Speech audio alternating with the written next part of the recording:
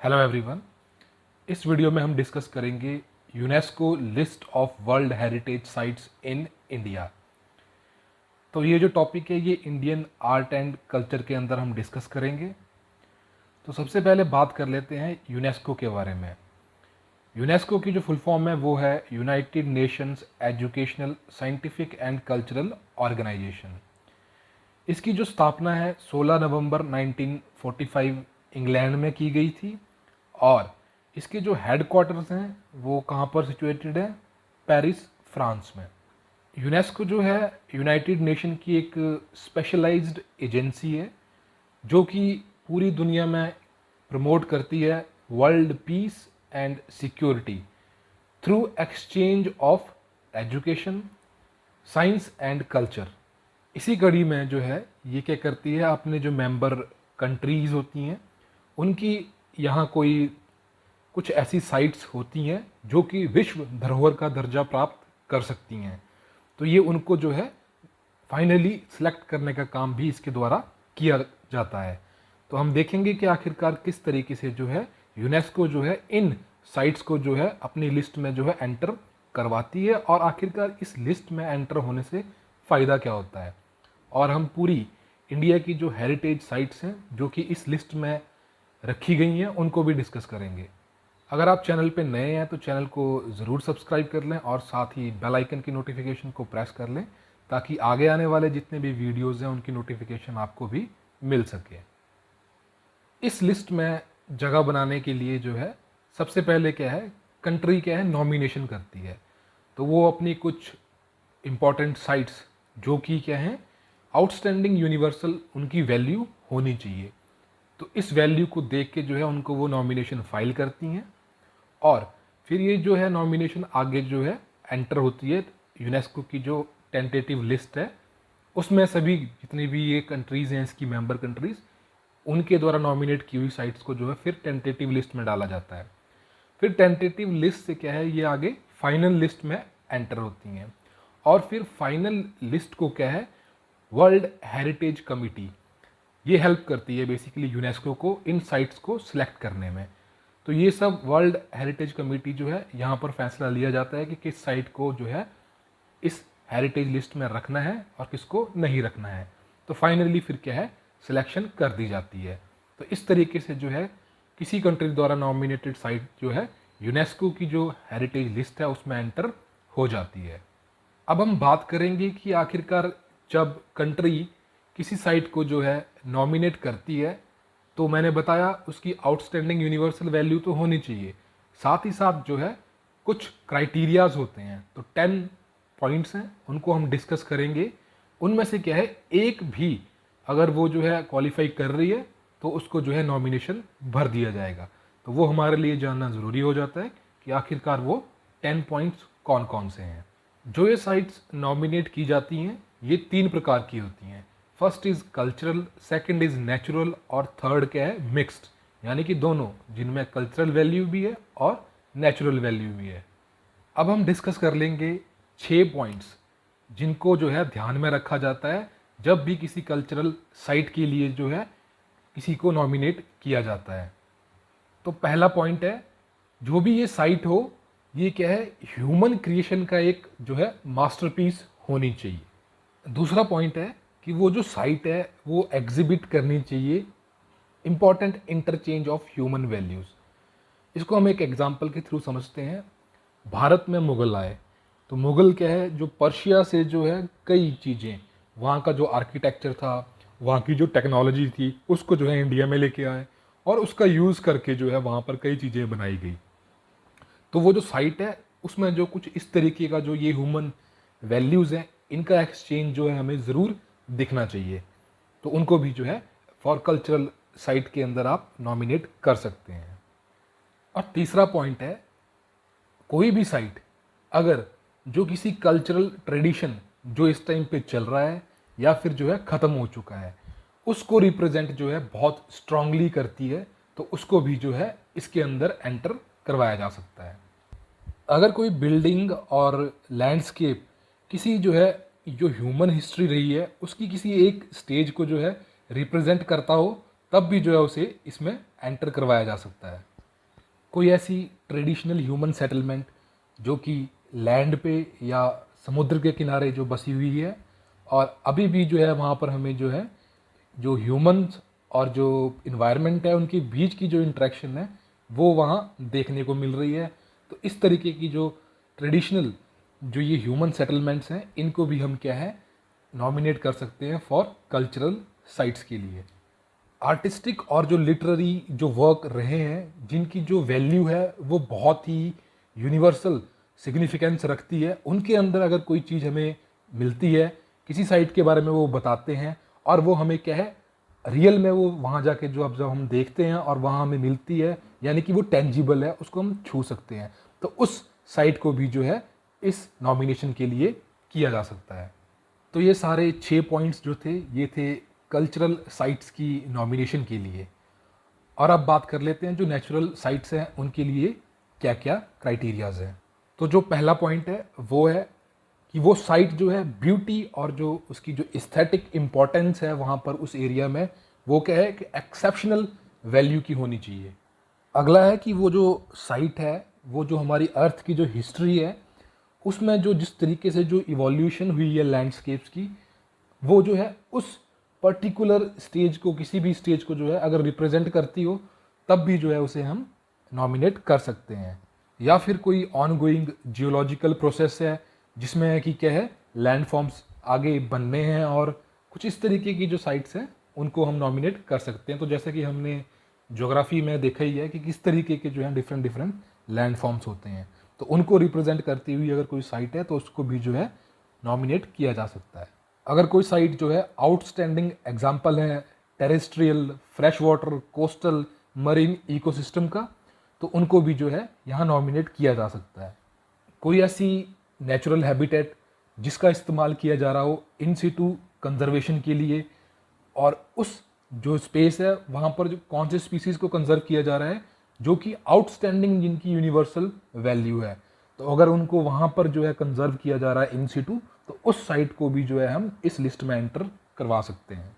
जब साइट इस लिस्ट के अंदर जो है ऐड कर दी जाती है यूनेस्को के द्वारा, तो वो जो है कल्चरली सेंसिटिव साइट डिक्लेयर हो जाती है और उसको जो है लीगल प्रोटेक्शन मिलना शुरू हो जाती है law of war under the Geneva convention. तो जिनेवा कन्वेंशन का आर्टिकल 53 जो है वो बात करता है protection of cultural objects and places of worship, जिसमें बेसिकली क्या बोला गया है कि जब भी दो कंट्रीज़ या दो से ज़्यादा कंट्रीज़ के बीच में जब भी लड़ाई होगी तो उनको जो है प्रोहिबिट किया गया है किस चीज़ से, जो वहाँ की जो कोई यूनेस्को जो हेरिटेज साइट है उनकी कोई जो मॉन्यूमेंट है या उनके लिए जो सिग्निफिकेंट जो वर्शिप की प्लेसेस हैं उनको जो है तबाह नहीं किया जाएगा। और साथ ही उन साइट्स का क्या है मिलिट्री पर्पस से जो है यूज़ नहीं किया जाएगा, यानी कि आप वहाँ जाके छुप गए, वहाँ से आप गोलियाँ चला रहे हैं, तो इस तरीके से भी यूज़ नहीं किया जाएगा। और साथ ही बदला लेने की भावना से किसी साइट को उड़ाना ये तो बिल्कुल ही इन्होंने प्रोहिबिट कर रखा है, तो रिप्रेजल के लिए भी क्या है इसको यूज़ नहीं किया जाएगा। अब बात कर लेते हैं यूनेस्को की जो हेरिटेज साइट्स हैं इंडिया के अंदर, तो टोटल ये जो है 40 हैं, तो इंडिया जो अब सुपर 40 में एंटर कर गया है 2021 में। तो इसमें जो है 32 कल्चरल साइट्स हैं, 7 नेचुरल है और एक मिक्स्ड है। अब एक एक करके देख लेते हैं कि कौन कौन सी साइट्स हैं और इनको कब जो है यूनेस्को लिस्ट में जो है एंटर किया गया था और ये कौन सी स्टेट से बिलोंग करती हैं। तो जो पहली 4 साइट्स हैं उनको 1983 में ऐड किया गया था यूनेस्को लिस्ट में। महाराष्ट्र की अजंता एलोरा की गुफाएं, उत्तर प्रदेश का आगरा फोर्ट और ताजमहल, इनको जो है 1983 में क्या है ऐड किया गया था। उसके बाद सन टेम्पल 1984 उड़ीसा में है। उसके बाद group of monuments at Mahabalipuram, इन सभी मॉन्यूमेंट्स को जो है 1984 में ऐड किया गया, तमिलनाडु में स्थित है। 1985 में जो है काजीरंगा नेशनल पार्क और मानस वाइल्ड लाइफ सेंचुरी जो कि आसम में सिचुएटेड है, इनको ऐड किया गया। 1985 में क्योलाडियो नेशनल पार्क राजस्थान को ऐड किया गया। उसके बाद 86 में Khajuraho group of monuments Madhya Pradesh के, इनको ऐड किया गया। और 1986 में जो है group of monuments at Hampi Karnataka, इनको भी ऐड किया गया। फतेहपुर सीकरी 1986 उत्तर प्रदेश का, इसको भी ऐड किया गया। 87 में group of monument at Pattadakal Karnataka, इनको ऐड किया गया। और साथ ही Elephanta caves, great living Chola temples, Sundarban national park, इन सभी को जो है 1987 में जो है ऐड किया गया।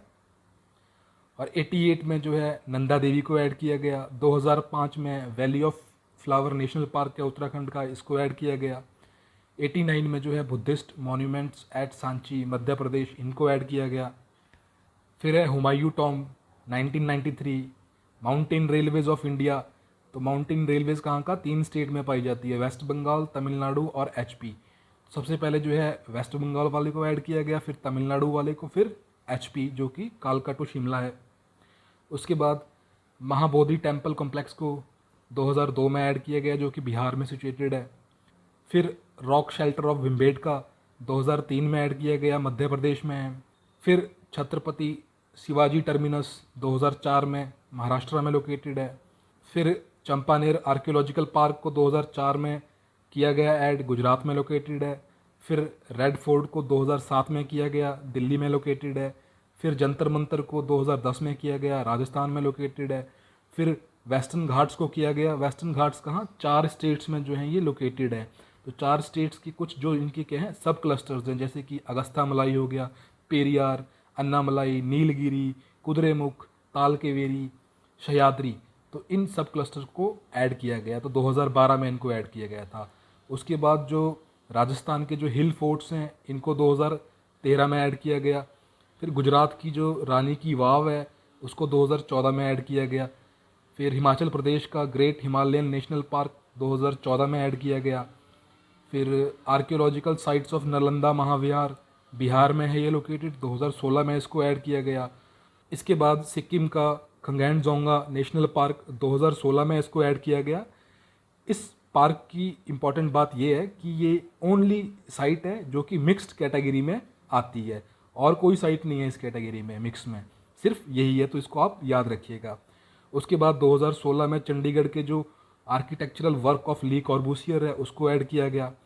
फिर अहमदाबाद की जो सिटी है 2017 में इसको ऐड किया गया। और फिर Victorian and art deco ensemble of Mumbai या महाराष्ट्र 2018 में इसको ऐड किया गया। 2019 में जयपुर को ऐड किया गया। और 2021 में जो है रमप्पा टेम्पल तेलंगाना में जो सिचुएटेड है उसको ऐड किया गया। और साथ ही गुजरात की जो धोलावीरा है जो एक हड़प्पन सिटी है उसको भी 2021 में जो है ऐड किया गया। तो इन सभी के ऐड करने से क्या हुआ है, जो इंडिया है वो सुपर 40 में जो है अब एंटर कर चुका है। तो ये जो हमने 40 साइट्स डिस्कस की, इनमें से जो 7 साइट्स हैं वो क्या हैं, नेचुरल साइट्स हैं, ठीक है, और एक जो है उसमें मिक्स्ड है। तो मिक्स्ड मैं आपको बता चुका हूँ, तो जो नेचुरल वाली हैं एक बार देख लो उनको। Manas wildlife sanctuary Assam की, काजीरंगा नेशनल पार्क आसाम का, Keoladeo national park Bharatpur Rajasthan, West Bengal के जो सुंदरबन नेशनल पार्क है, नंदा देवी नेशनल पार्क और जो वैली ऑफ फ्लावर है उत्तराखंड में, वेस्टर्न घाट्स हैं और उनके जो सारे सब क्लस्टर मैंने डिस्कस किए, और great Himalayan national park Himachal Pradesh का, ये सारे क्या हैं, नेचुरल साइट्स के अंदर आते हैं। खंगेनजोंगा नेशनल पार्क जो कि सिक्किम में सिचुएटेड है वो क्या है, एक मिक्स्ड कैटेगरी में आता है। तो ये नेचुरल साइट भी है और कल्चरल साइट भी है। अब बात कर लेते हैं कि आखिरकार वर्ल्ड हेरिटेज स्टेटस मिलने से क्या क्या बेनिफिट जो है किसी साइट को मिलते हैं। तो सबसे पहली और अटमोस्ट इम्पॉर्टेंट बात जो है उसकी प्रिजर्वेशन और कंजर्वेशन पे जो है खास ध्यान रखा जाता है उस कंट्री के द्वारा भी, और कुछ फाइनेंशियल एड जो है यूनेस्को के द्वारा भी दी जाती है। और साथ ही जब ये साइट्स जो हैं इस तरीके से जब लिस्ट में एंटर हो जाती है, विश्व धरोहर की लिस्ट में जब ये एंटर होंगी ना, तो ये इनका जो प्रचार प्रसार है दुनिया में वो ज़्यादा होगा, लोगों का फोकस इन पे ज़्यादा होता है, तो इनकी जो टूरिज्म वैल्यू जो है ऑटोमेटिकली बढ़ जाती हैं। और साथ ही मैंने बताया कि इन साइट्स को जो है जिनेवा कन्वेंशन के तहत जो है प्रोटेक्शन दी गई है जब भी वॉर होगा। यूनेस्को जो है फंड भी देता है रेस्टोरेशन के लिए, प्रिजर्वेशन के लिए, और किसी तरीके की ट्रेनिंग की अगर रिक्वायरमेंट है प्रिजर्वेशन के रिगार्डिंग तो वो भी जो है यूनेस्को द्वारा प्रोवाइड की जाती है। गवर्नमेंट, प्राइवेट सेक्टर और एनजीओ को जो है ये सपोर्ट करता है, उनकी हेल्प करता है यूनेस्को, ताकि जो वो हैं ये कंजर्वेशन एफर्ट में जो है पार्टिसिपेट कर सकें। तो ये सब थे benefits of world heritage site status मिलने के। अब एक बार देख लेते हैं कि कौन कौन सी कंट्रीज़ में जो हैं कितनी साइट्स हैं। तो सबसे टॉप पे जो है वो इटली है 58 साइट्स के साथ, फिर चाइना 56, फिर जर्मनी 51, फिर फ्रांस 49, फिर स्पेन 49, फिर इंडिया 40। और ये बाकी आप इस तरीके से देख सकते हैं कि किस कंट्री का रैंक कहाँ पर है और वहाँ पर कितनी साइट्स हैं। तो इंडिया जो है 6th रैंक पे है। और इंडिया के अंदर मैं बात करूं तो पर्टिकुलर स्टेट वाइज जो टॉप रैंक पे है वो है महाराष्ट्र की स्टेट, यहाँ पर टोटल जो है 10 साइट्स हैं। उसके बाद आ जाती हैं गुजरात और राजस्थान 2nd रैंक पे, तो यहाँ पर कितने 8 साइट्स हैं। तो बाकी आप अपने स्टेट को यहाँ पर देख सकते हैं कि कितनी साइट्स वहाँ पर हैं। तो ये सब था UNESCO list of world heritage sites in India के बारे में। अगर आपकी कोई भी क्वेरी है तो आप कमेंट बॉक्स में हमें पूछ सकते हैं। फिलहाल के लिए इतना ही, मिलते हैं अगले वीडियो में नए टॉपिक के साथ। धन्यवाद।